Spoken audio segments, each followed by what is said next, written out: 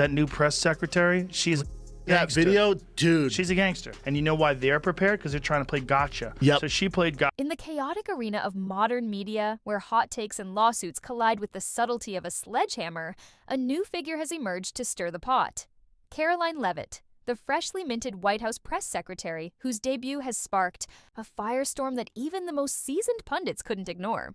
Leavitt, a rising political force and unapologetic defender of free speech, has taken center stage with a legal salvo that's left liberal talking heads reeling, an $800 million defamation lawsuit against the women of The View. This isn't just a legal filing. It's a cultural flashpoint, a middle finger to the sanctimonious outrage machine that daytime television has become. And in the corner, amplifying the chaos with his signature blend of bluntness and bemusement, is Joe Rogan, the bald sage of podcasting, who's turned this spectacle into premium-grade content for his millions of listeners. The story begins with Leavitt, a young woman stepping into her first major role in the White House, armed with a flamethrower of conviction and a knack for turning the tables on her critics. Her arrival in the press room was like a plot twist nobody saw coming. The media, ever eager to play gotcha with anyone aligned with Donald Trump, thought they had an easy target. But Leavitt wasn't just prepared, she was a chess grandmaster. In a room full of checkers players. As Rogan put it on his podcast, she's a gangster, dude. Have you seen that video? You've never seen someone more prepared for a question in your life. Her press briefings became must-watch events, not because she dodged questions, but because she answered them with a precision that left reporters scrambling. She wasn't there to play nice, she was there to win. The catalyst for this drama unfolded on The View, a show that's long since traded substantive discussion for synchronized outrage. Joy Behar, Whoopi Goldberg, Sunny Hostin, and their rotating cast of co-hosts took aim at Leavitt. Not with arguments, but with the kind of character assassination that passes for banter on daytime TV. Behar, who's built a career on mistaking. Volume for Insight called Leavitt dangerous for her clear-spoken convictions and Trump-aligned politics. Goldberg, ever the mystic, delivered her usual blend of vague profundity, tossing out statements that sounded weighty, until you realized they crumbled under scrutiny. Hostin, dusting off her law degree for the occasion, tried to flex her legal chops but fumbled like a Reddit thread gone wrong. The segment wasn't a debate. It was a reputational hit job, cloaked in applause-sign enthusiasm and fueled by the kind of snark that thrives on viral clips. Leavitt's response wasn't a tweet or a teary op-ed. It was a legal sledgehammer, an $800 million defamation lawsuit that sent The View's studio into a tailspin. The hosts, accustomed to lobbing insults from the safety of their ABC set, suddenly found themselves on the receiving end of a counterpunch they hadn't anticipated. Rogan, watching from his podcast kingdom, couldn't help but laugh. "She checkmated them," he said, marveling at Leavitt's audacity. She came in there with that Elon Musk flamethrower. To him, the lawsuit wasn't just a power move. It was a cultural marker, a signal that the days of legacy media smearing dissenters without consequence were numbered. The irony wasn't lost on Rogan or anyone else paying attention.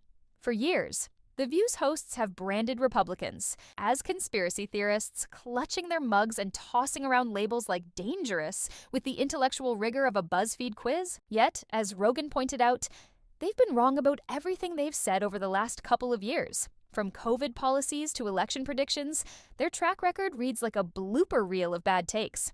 Meanwhile, Leavitt, the supposed novice, was outmaneuvering them with a clarity and resolve that made their sanctimonious rants look like amateur hour. Rogan, with his black belt in common sense, saw the lawsuit for what it was, not weakness, but pushback. "It's about drawing a line in the sand," he said, and saying, "No, you don't get to destroy reputations just because your ratings need drama." The lawsuit's roots trace back to a specific moment on The View, when Behar and company decided to trash Leavitt's credentials and political background. They didn't analyze her record or debate her policies. They went for the jugular, painting her as an unqualified upstart who owed her job to Trump's alleged obsession with aesthetics. Behar, in a moment of particular venom, scoffed at Leavitt's dismissal of wokeness, sniping, "Without that wokeness, you might not have that job." The implication was clear. Leavitt was a token, a pretty face propped up by a misogynistic machine. Goldberg chimed in with her trademark parking lot philosophy, offering platitudes that sounded deep but fell apart under scrutiny. Hostin, trying to keep up, botched her legal analysis with the confidence of someone who'd skimmed a Wikipedia page on defamation law. This wasn't just a segment, it was a calculated ambush, the kind of thing The View has perfected over years of turning dissent into a punching bag. But Leavitt didn't flinch. She didn't pout or retreat. She filed a lawsuit that turned their smugness into panic. The $800 million figure wasn't just a number, it was a statement. A megaton response to a megaphone attack. Rogan, ever the cultural commentator, saw it as a masterclass in flipping the script. "They're trying to play gotcha," he said, so she played gotcha with them. To him, the lawsuit was less about winning in court and more about winning the narrative, a way to expose The View's brand of performative outrage for what it was, a bachelorette brunch of hot takes and colder facts. Rogan's take on The View is as brutal as it is accurate. He's described the show as a rabies-infested henhouse, a panel stuck between morning TV and a group therapy session for washed-up influencers. It's like watching kindergartners attempt a nuclear disarmament treaty with finger paint. And Capri Suns, he quipped, capturing the show's blend of chaos and intellectual bankruptcy. To Rogan, the host's shtick, shout over dissent, play the victim, then act heroic for enduring their own noise, is less about journalism and more about reality TV with a splash of ego flambe. Bihar, with her decibel-driven depth, leads the charge, while Goldberg's aloof mysticism and Hostin's Reddit-level lawyering round out a cast that's more caricature than commentator. What sets Rogan apart is his refusal to play along with the media's sanctimonious charade.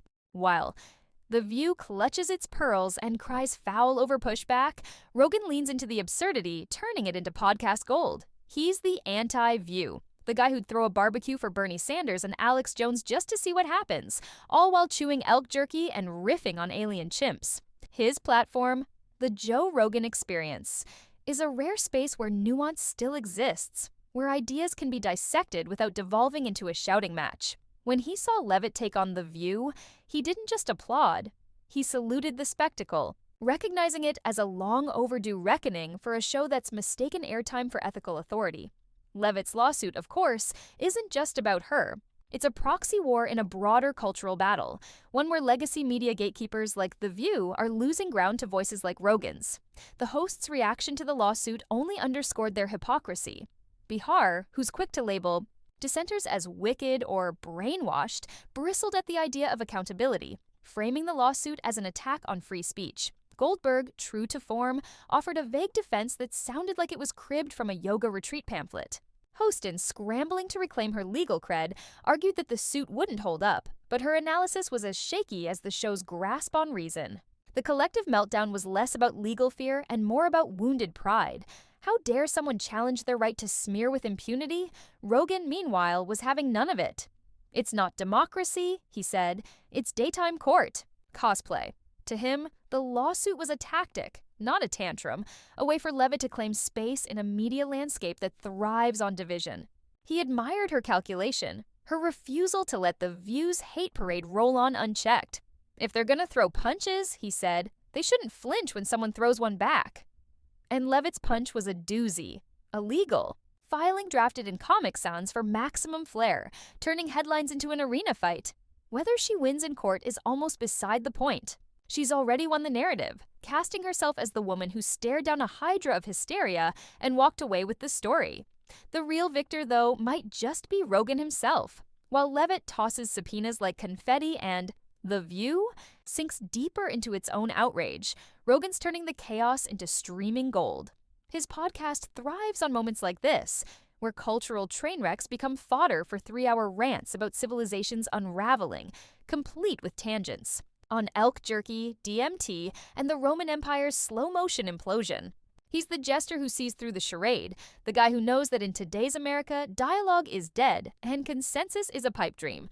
What's left is content, clout, clicks, and Twitter likes, all up for grabs in a circus of ideological bedlam. Leavitt's lawsuit may not set legal precedent, but it's already shifted the cultural conversation. It's exposed The View for what it is.